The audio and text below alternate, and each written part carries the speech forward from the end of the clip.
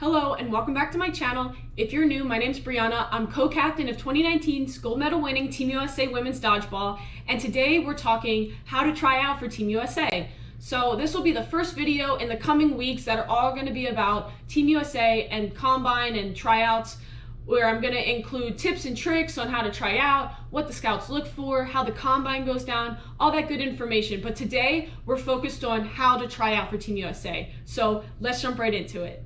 So step number one, in order to try out for Team USA Dodgeball, you need to be a member of USA Dodgeball. And now, in order to be a member, you need to go to USA Dodgeball's website, and there's a $25 registration fee to be a member, and then from there, you are eligible for the whole year.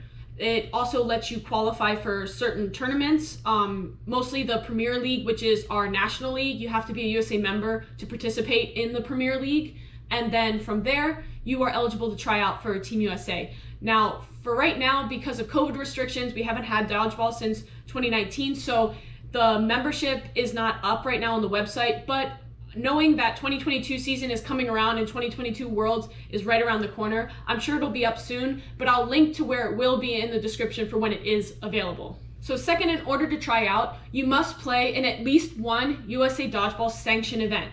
And all that means is USA Dodgeball is sanctioning it, which means they're supposed to have at least one men and women's scout, and it must be a foam or cloth division, because that's what Worlds is. It's foam or cloth. So if you're playing no sting or 8.5, the scouts don't really watch those divisions because they only care about how you perform in foam and cloth.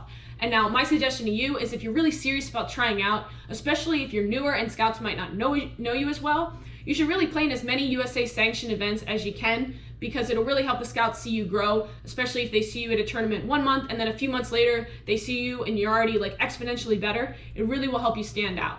And now currently, because dodgeball is just starting to come back, the only USA sanctioned event that I know about is the FDC, which is the Foam Dodgeball Championships in Dallas, which I'll link to in the description if anyone's interested. It's going to be in November.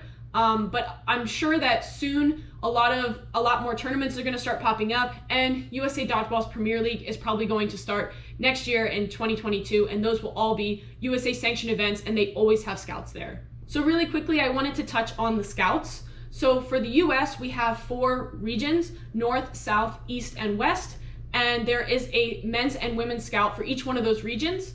And then for a tiebreaker, we have a 5th scout that could be from any region for the men's and women's. And they're more of a tiebreaker. They have less of a pool as far as my knowledge is. It's more so the 4 main scouts. And so at each tournament, there is at least 1 scout from each region. Now, these scouts are players who actually play as well. At least most of them do still play. And they're unbiased, and they're players who are not trying out, but are very familiar with the league. A lot of these players have been playing for years and years, so they're very familiar with the players in their area, and they determine the final list of their region to go to the Combine. So around May of each year, in at least going off of the past years, the scouts get together and compile a final list of men's and women's players that will be invited to the Combine. And in past years, it's been about 40 men and 40 women. And now there's not an equal number from each region that gets invited, though it's not based on region.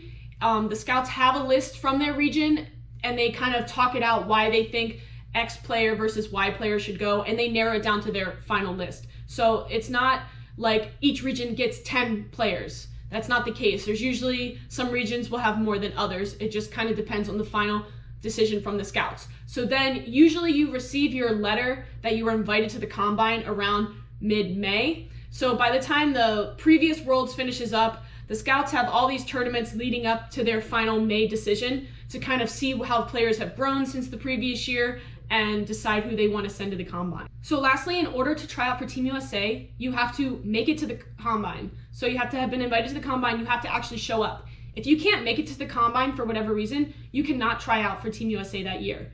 So the Combine in past years has been in Dallas, and I don't see that changing anytime soon. It's a very central location, and it's very cheap to fly into no matter which city you're coming from. So everyone shows up that day. It's a 1-day thing, and I'll be doing a video in an upcoming week that really breaks down in further detail exactly how the Combine goes down, at least how it has in the past. So at the Combine, you have all 5 scouts there, plus your 2 coaches, and they're watching you do everything at the Combine. After the combine is finished, the coaches and scouts meet and discuss who they want as their final picks for the team. Now, the final decision isn't necessarily made there, though they do come away kind of knowing at least most of the team at that point, but the official team is not announced for 2 to 3 weeks later, and it gets posted publicly as an announcement from USA Dodgeball on their Facebook and Instagram. Now, from there, there's usually 12 players. There is a 12-player max in the rules, and USA usually brings a full 12-player roster.